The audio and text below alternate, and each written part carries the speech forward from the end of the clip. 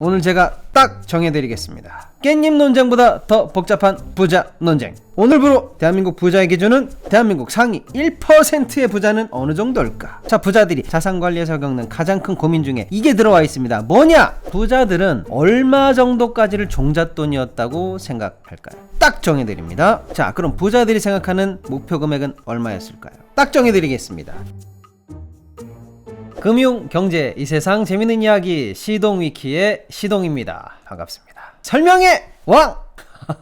여러분, 겨울입니다. 추워요. 여러분의 따뜻한 구독과 좋아요가 필요합니다. 제발요. 자, 오늘은 대놓고 부자 얘기 해보겠습니다. 너무 딴 세상이 아닌 곧 우리들의 얘기가 될 거라고 믿어보면서 부자 얘기 제대로 해볼 건데, 솔직히 그래요. 어렵죠.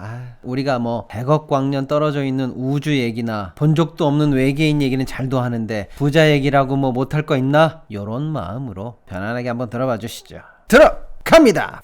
팔로우 미. 네, 부자의 기준 참 다양합니다. 획일적인 기준은 없어요. 상위 뭐 몇 퍼센트면 부자인가? 뭐 이런 식으로 정하면 그 몇 퍼센트는 또 어떻게 정하는 건데, 이런 식으로 꼬리에 꼬리를 물다 보면 끝이 없어요. 그래서 이렇게 물어보는 게 제일 빠르죠. 너 부자야? 그럼 대부분 다 아니라고 합니다. 그런데 가끔 특이한 사람을 만납니다. 나 부자라고 생각해. 나 살만해. 나 고민 없어. 이렇게 말하면 걔는 부자예요. 왜냐? 정해진 기준이 없는데 지가 부자라면 부자인 거예요.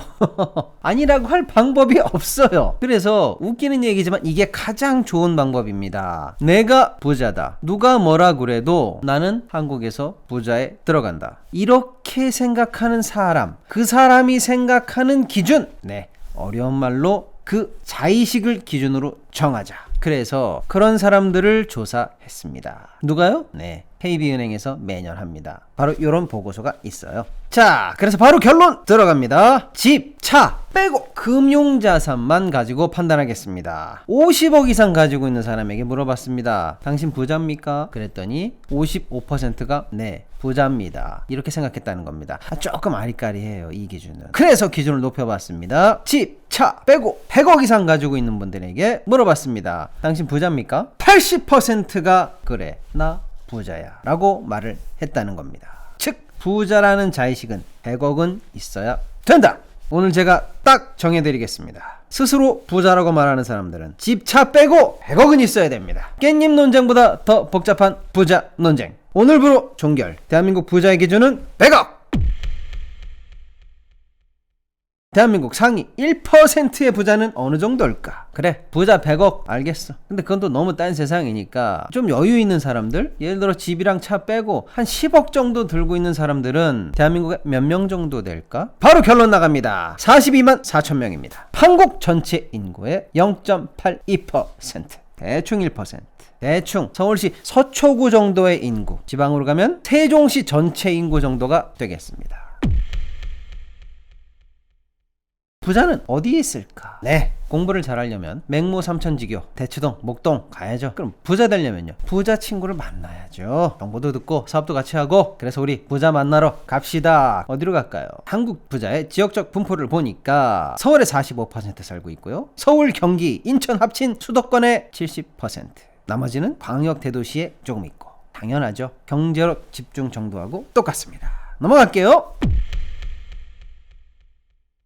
부자들의 재산 포트폴리오. 자, 한국 부자들의 자산 세부 구성을 보면 거주용 부동산이 27.5%로 가장 크고, 이어서 유동성 금융자산 14%, 빌딩 상가 같은 거, 투자용 부동산 10%, 거주용 외주택 10%, 예적금 9.5%, 주식, 리츠, ETF 등등 7.9%. 뭐 대충 이렇게 된다고 합니다. 크게 보면 부동산 자산이 56%, 금융자산이 38%, 그 외 회원권, 뭐 예술품, 보석, 기타 등등 이렇게 되겠습니다. 자, 그런데 여러분, 이런 거 의미 없습니다. 이런 포트폴리오 나하고 상관이 없어요. 왜냐? 내가 당장 집이 없는데, 집을 사던 차를 사던 하기도 바쁜데, 이런 식으로 부자들하고 똑같이 포트폴리오 복제할 거 아닌데, 이런 거 따라하려고 하지 마세요. 아무 의미 없습니다. 이런 게 있다, 그냥 한번 쓱 보고 패스.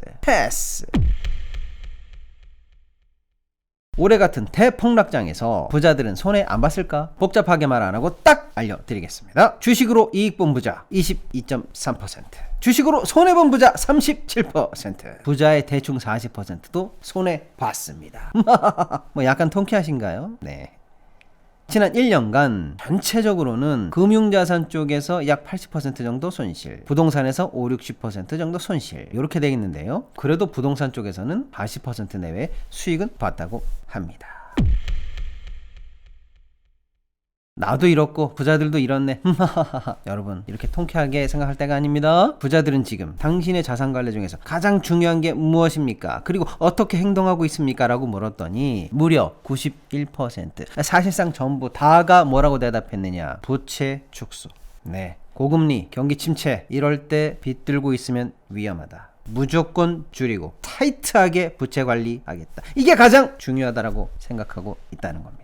이게 보통 사람들과 다릅니다. 우리 영끌족, 영끌 코인족들 등등등등 지금 부채 관리 안 돼서 힘드신 분들 얼마나 많습니까? 여기서 메시지가 던져지는 겁니다. 자, 뭐라고요? 중요하니까 반복합니다. 부채 관리, 타이트한 부채 관리. 별표 땡.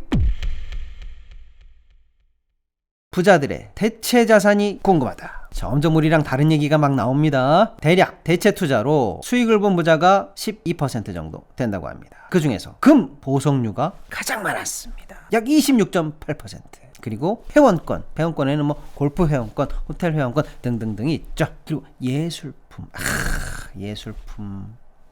그런데 특이한 점이 이런 기타 자산 중에서 손실이 의외로 많습니다. 그런데 금, 보석류에는 손실이 거의 없습니다. 그러면 부자들이 금은 보석 같은 거 투자하면 되는데 굳이 손실 봐가면서 예술품이나 회원권에 왜 투자할까요? 비밀은 상속, 드러나지 않는 증여. 요렇게만 말씀드려도 짐작하시겠죠? 그렇습니다.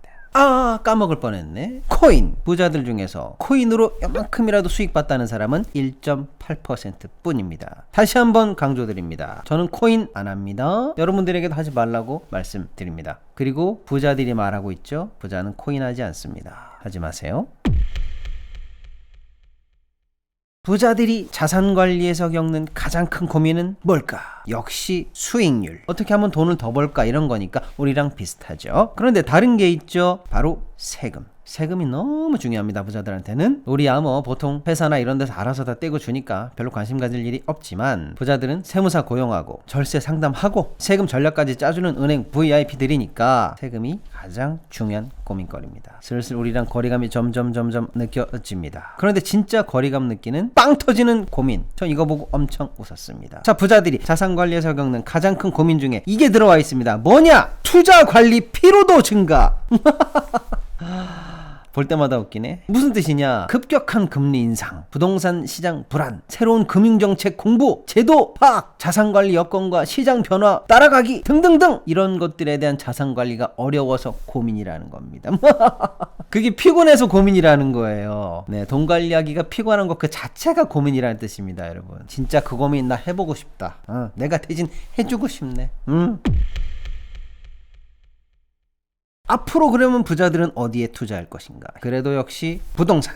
그래서 부자들은 지금 부채를 줄이고 현금을 모으면서 향후 고수익이 예상되는 부동산을 중심으로 관망하고 있다. 그리고 주식에도 높은 기대감을 가지고 있는 것으로 나타났습니다. 지금 주가가 크게 하락한 주식을 정리하기보다는 타이밍을 기다렸다가 본인이 생각하는 적정 시점에 추가 투자할 의향을 대부분 가지고 있다. 결국 낚싯대를 들고 타이밍을 기다리는 강태공과 같이 주식과 부동산을 역시 요망하게 보고 기다리고 있다는 말씀. 지금까지 많은 말씀 드렸는데요. 사실 이 부자들의 얘기 더 집중해서 더 할 얘기가 엄청 많은데요. 가만히 생각해보면 이런 얘기 계속하면 뭐 할까? 약간 현타 오지 않아요? 네, 그렇습니다. 그래서 그냥 부자 얘기는 그만하고 부자들 얘기 중에서 우리에게 도움되는 얘기만 한번 해볼게요. 자, 우리가 부자가 되려면 어떻게 해야 될까요? 기본적으로 어떻게 해야 됩니까? 불릴 수 있는 종잣돈을 마련해야죠. seed money. 부자들은 얼마 정도까지를 종잣돈이었다고 생각할까요? 딱 정해드립니다. 한국 부자들이 생각하는 종잣돈 평균액 8.2억. 그렇습니다. 여러분, 8억까지는 일단 쓰지 말고 악착같이 모읍시다. 8억입니다.